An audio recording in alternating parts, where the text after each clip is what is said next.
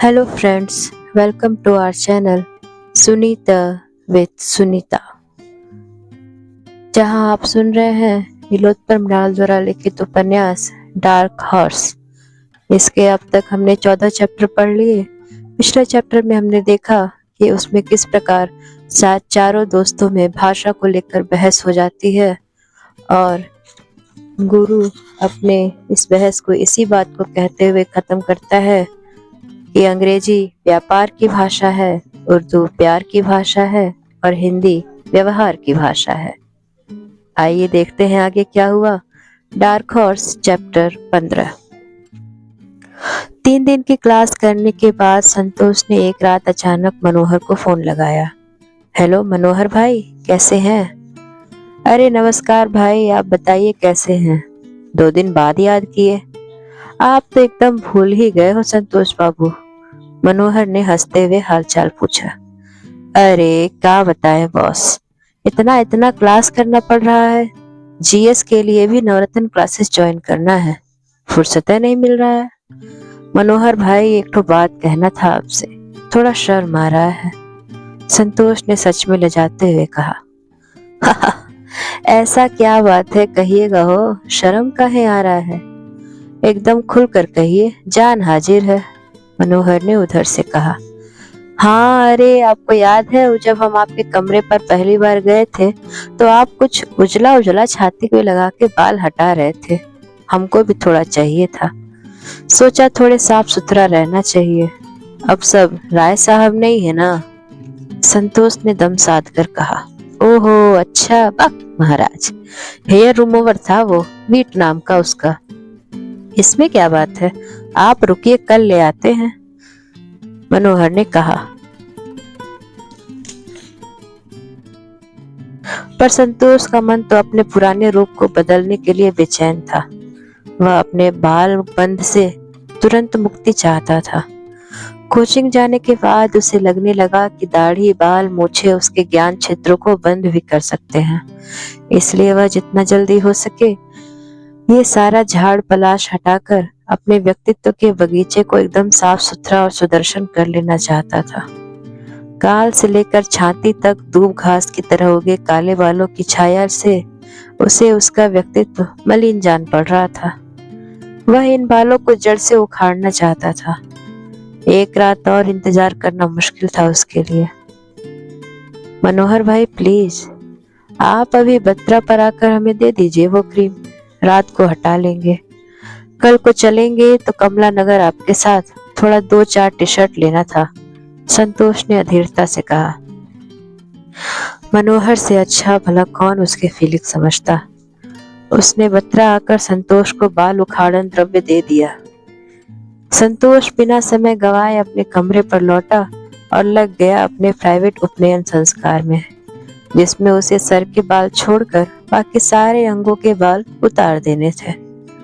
Cream निकालकर उसे अपने छाती समेत यथासंभव स्थानों पर घसा और 10 मिनट के बाद नारियल के छिलकों जैसे बाल छुड़ाने लगा।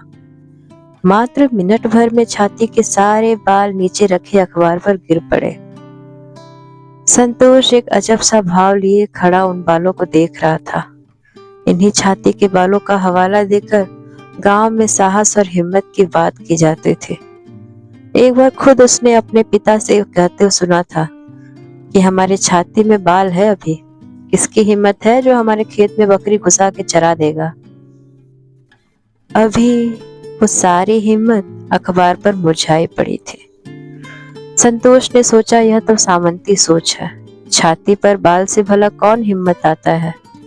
उसने इस सोच को हेयर रिमूवर से साफ कर दिया था। अब मूछ की बारी थी। हाथ में रेजर लिए जैसे ही उसने मूछें साफ करने को हुआ, उसके हाथ कांपने लगे। उसे याद आया कि लोग उसके यहाँ पिता के जिंदा रहते मूछ नहीं मुड़ाते थे। फिर उसने सोचा, जब बचपन में मुझे मूछ नहीं थी तब कौन सा उसके पिता जिंदा नहीं थे, सब बेकार की बातें हैं। और यही सब सोचते हुए उसने एक झटके में मूछों को अपनी नाक से नीचे गिरा दिया।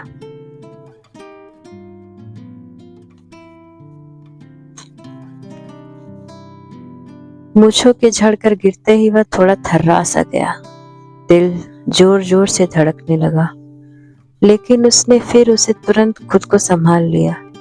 वह सोचने लगा, इसी मूंछ के कारण लोग आपस में लड़ते लड़ते हैं और इसी मूंछ की झूठी शान के चक्कर में ना जाने कितने युद्ध हुए हैं। मूंछ ऐंठना तो एक सामंती सोच का प्रतीक है।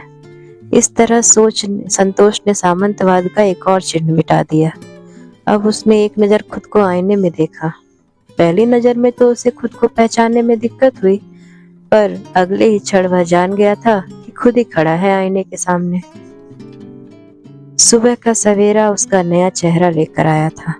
तैयार होकर जब वह क्लास के लिए निकला तो सीढ़ी से उतरते ही गुरु ने उससे भी नहीं पहचाना, इसी कारण टोका भी नहीं। संतोष को देख यह आसानी से समझा जा सकता था कि मुखर्जी नगर में कुछ लोग तैयारी करने आते थे और कुछ लोग तैयार होने।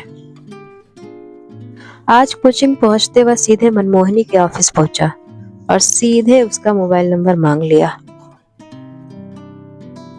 संतोष के लिए मनमोहिनी के लिए संतोष को पहचानना बिल्कुल मुश्किल नहीं था, क्योंकि इसी ऑफिस में बैठे उसने ना जाने कितनों का चेहरा बदलते देखा था।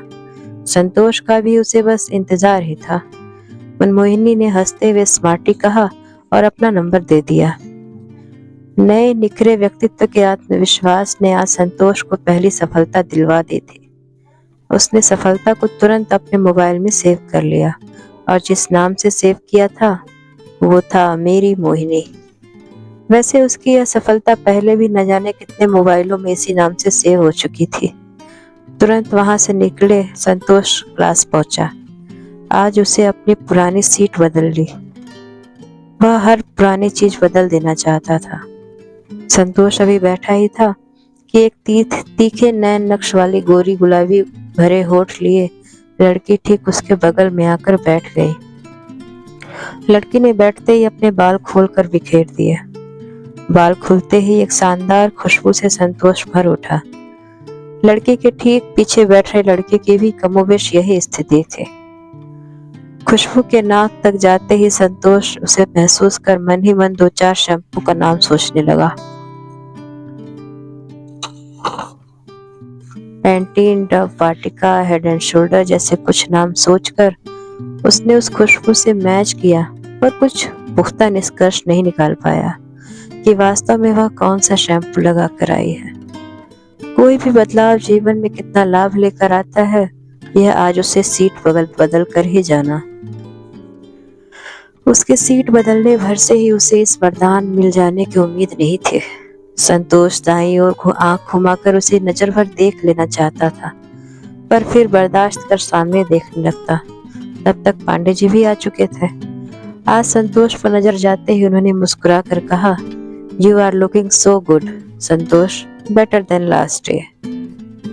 संतोष ने हल्की आवाज में थैंक्स कहा और लजाते हुए दाएं देख लिया। एक नजर यह देखने के लिए कि लड़की ने देखा कि नहीं, उसने सोचा चलो कुछ तो इम्प्रेशन जमा होगा।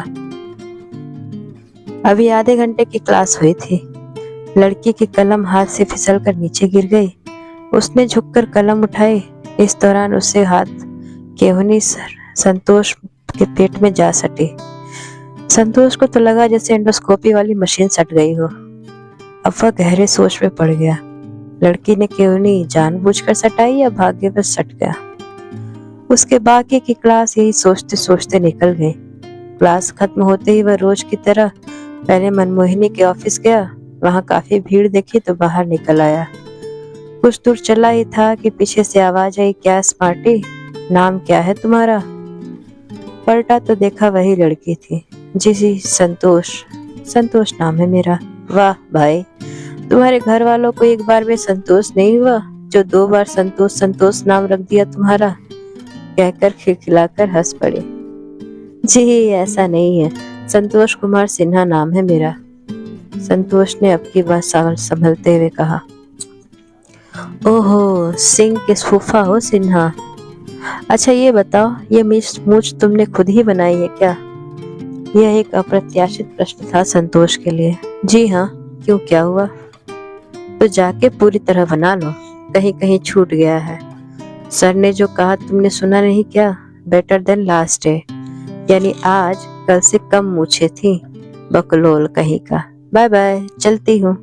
और ठहाका मारकर हंसी और कुछ मिनट बाद आंखों से ओझल हो गई।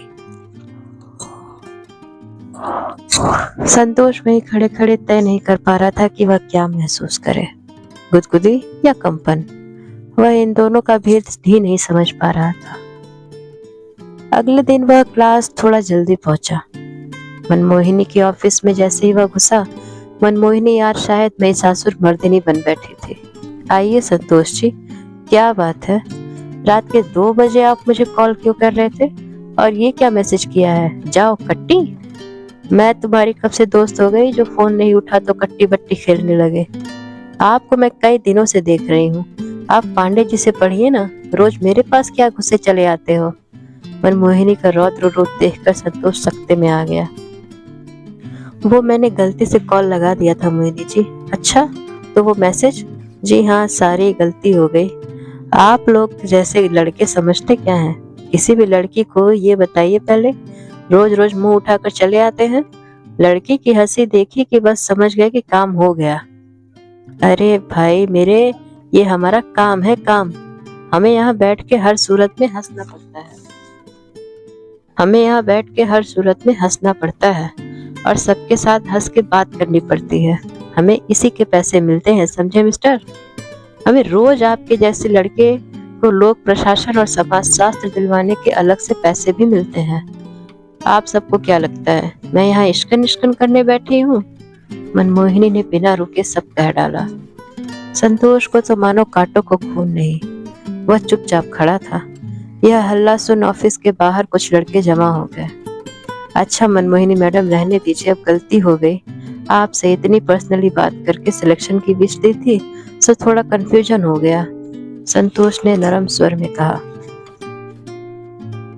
अरे भीड़ में जाए भाड़ में जाए विश। देखिए, हमारा काम होता है हर स्टूडेंट का बेवजह उत्साह बढ़ाना, समझे? वरना हम भी जानते हैं 100 में से 10 ही सेलेक्ट होते हैं, बाकी गधे ही होते हैं। पर हमें सबको घोड़ा कहना पड़ता है। अब दिमाग मत खाइए और जाइए। आगे से बिना मतलब ना ऑफिस आना ना फोन करना, समझे आप? मनमोहिनी रजिस्टर निकाल कुछ लिखने लगी। संतोष को अब लग रहा था कि मनमोहिनी ने विष नहीं जहर दिया था। हंस हंस कर इतिहास छुड़वाकर लोक प्रशासन और समाज शास्त्र पकड़वा देने वाली मनमोहिनी इतनी निष्ठुर निकलेगी, वह विश्वास ही नहीं कर पा रहा था। वह मन ही मन उसे बेवफा मान चुका था। अचानक उसके मन से भागलपुर आकाशवाणी की प्रसारित रेडियो पर सुना विदेशिया का गाना भी गूंजने लगा। हंसी हंसी पनवा खिलौले गोपीचन माता, अपने त गईले विदेश सजनवा, अपने त गईले विदेश। कोरी रे चुनरिया में दगिया लगाई दिले, लगाई करे जुवा मिठे सजनवा, लगाई करे जुवा मिठे। आज संतोष का मन जल रहा था। आज उसका क्लास करने का मूड नहीं हुआ। वह सीधा कोचिंग से बाहर निकला और समोसे की दुकान पर पहुंचा। पहले समोसा खाया, फिर मोबाइल से मनमोहिनी का नंबर बड़े भारी मन से डिलीट किया। अभी वह वहां से निकला ही था कि सामने गब्बर जूस की दुकान पर उसे वही लड़की दिखाई दी, क्लास वाली जिसने उसे कल बकलोल कहा था। हाय सैंटी, कैसे हो? आज क्लास नहीं गए क्या? लड़की ने संतोष को देखते ही पूछा। उसके मुंह से सैंटी नाम सुनते ही संतोष का बुझा चेहरा खिल उठा। उसके नए रूप को नया नाम दे दिया था उस लड़की ने। जी हाय हाय, आज नहीं गया क्लास। आप भी नहीं गई? आज क्या? संतोष ने पूछा। अरे क्या हाय हाय, मैंने क्या बिगाड़ा है तुम्हारा जो हमें हाय हाय का नारा लगा दिए? कहकर वह हंसने लगी। उस लड़की के साथ उसकी एक और सहेली थी। दोनों एक दूसरे को हाथ मिलाकर ठहाका लगाया। अच्छा नहीं क्या? अच्छा यही है क्या कल वाला बकलोल? दूसरी लड़की ने पहले से ही पूछा। हाँ यही है बेचारा, पर आज देखो मुझ पर दोबारा रेजर मार के आया है, पहली लड़की ने कहा। संतोष तो समझ ही नहीं पा रहा था कि उसकी बातों पर क्या प्रक्रिया दे। एक तो अभी अभी मनमोहिनी ने दिल तोड़ा था, ऐसे में उन लड़कियों की हंसी ठिठोली मरहम का ही काम कर रहे थे। और मेरे प्यारे हनुमान, नाम तो पूछ लो हमारा। मनमोहिनी का तो नंबर तक मांग लिए थे। पहली लड़की ने फिर हंसते हुए कहा, जी आपको कैसे पता? संतोष को बड़ा आश्चर्य हुआ जानकर। यह बात उसे रात को सिर्फ मनोहर को ही बताई थी। अरे प्यार मोहब्बत कहाँ छुपता है सेंटी जी, दूसरी लड़की ने मजे लेते हुए कहा। लो आओ जूस पी लो, अभी अभी तुम्हारा ब्रेकअप भी हो गया है, हमें यह भी पता है, पहली वाली लड़की ने मुस्कुराते हुए कहा। संतोष का चेहरा अब की शर्म से लाल लाल टाइप हो गया। नहीं नहीं, वो सब बस ऐसे ही था, ऐसा कुछ नहीं था। वह संतोष पूरी तरह लजा गया। तब तक जूस वाले ने एक बड़ी मिक्स जूस की गिलास संतोष के हाथ में पकड़ा दी। यह पहला मौका था जब संतोष एक नहीं बल्कि दो दो सुंदर लड़कियों के साथ खड़ा होकर जूस पी रहा था। जी क्या नाम है आप लोगों का? संतोष ने जूस गले में उतरते ही नई ताजगी के साथ पूछा। लो जी, पहले तो एक का भी नाम नहीं पूछ रहे थे, अब दोनों का चाहिए। खैर, हमारा नाम विदिशा है और ये है मेरी सहेली पायल। नंबर चाहिए क्या हमारा भी? पायल ने हंसते हुए कहा। अब छोड़ भी दे बेचारे को यार, आज के लिए काफी है। Okay bye senti Sinha ji, कल मिलते हैं। जूस के पैसे हमने दे दिए हैं। कितने लकी हो यार, पहले मुलाकात में ही लड़की के पैसे से जूस पी गए। फिर दोनों ने ठहाका लगाया और चल दी। संतोष के लिए आज का दिन मिला जुला रहा था।